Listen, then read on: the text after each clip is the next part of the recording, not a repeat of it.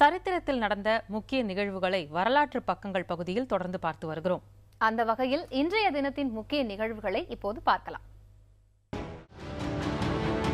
ஒரு புகைப்படம் 15 ஆண்டுகளுக்கும் மேலாக நடந்து வரும் போரை முடிவுக்கு கொண்டு வரும் என்று 1972ஆம் ஆண்டில் யாரும் நினைத்திருக்க மாட்டார்கள்.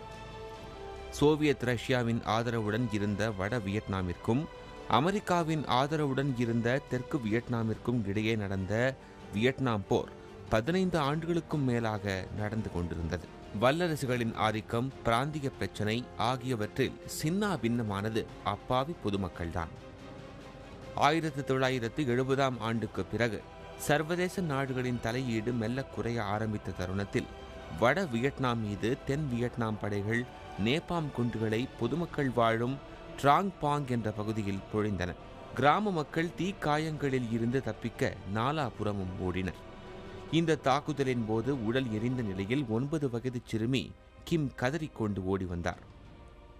சிறுமியின் கதறலை பதிவாக்கிய இப்படமே வியட்நாம் போரை உலக நாடுகள் தடுத்து நிறுத்த முக்கிய காரணமாயிற்று. இந்த புகைப்படத்தை எடுத்த வியட்நாம் புகைப்படக்காரர் நிக் யுட் அந்த ஆண்டிற்கான புலிட்சர் விருதை பெற்றார்.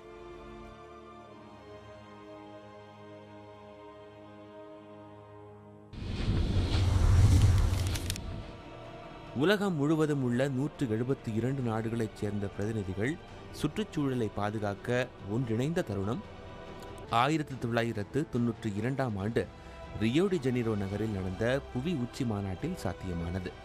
ஜூன் 3ஆம் தேதி முதல் 14ஆம் தேதி வரை நடைபெற்ற இந்த மாநாட்டில் அரசு பிரதிநிதிகள் தவிர 2000த்திற்கும் மேற்பட்ட தன்னார்வ தொண்டு நிறுவனங்களும் கலந்து கொண்டன.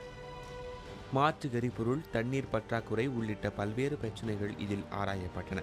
இந்த மாநாட்டின் போதுதான் ஜூன் 8ஆம் தேதியை சர்வதேச கடல் நாளாக கடைபிடிக்க கனடா அரசு முன்மொழிந்தது. எனினும் 2008ஆம் ஆண்டுதான் அதிகாரப்பூர்வமாக சர்வதேச கடல் நாள் ஐக்கிய நாடுகள் சபை நாடுகளால் கடைபிடிக்கப்பட்டு வருகின்றது.